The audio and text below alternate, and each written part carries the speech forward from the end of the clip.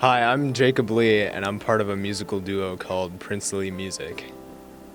The collaborative process between me and Gage involves a lot of bouncing back and forth between like ideas that we have, writing lyrics, just thinking of good chord progressions to work with, and just kind of imagining whatever comes into our head and just putting it into our program.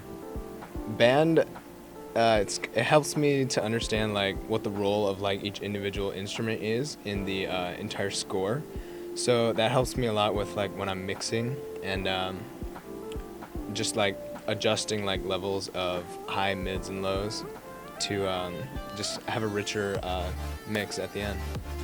My favorite part about composing is probably just being able to create any sort of mood that I want with music and just having a good sound as a result.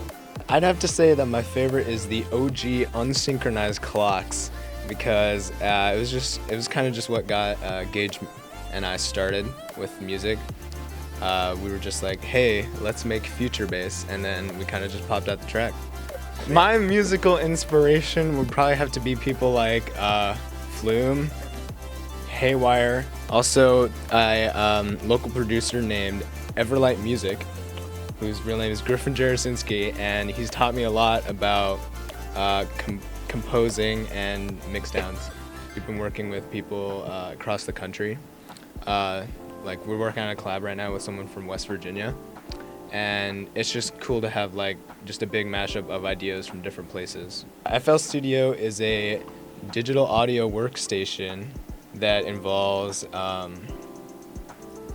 creating patterns and then putting them into a playlist as the general workflow.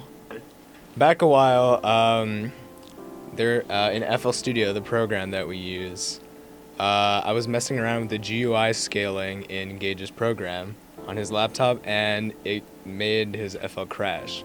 So he couldn't use FL until about 2 days ago, and that kind of slowed down our progress just a little bit. I feel like we could have been a lot farther if I didn't make that mistake. Best experience is just like when you picture something in your head and it just like seamlessly gets onto it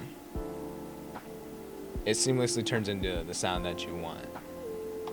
And it's like when the workflow is just like really fast and you're just vibing in the studio. I'd love to do this as a profession, but I don't know if I would be able to sustain myself with it. So at this point right now, I would consider it a hobby.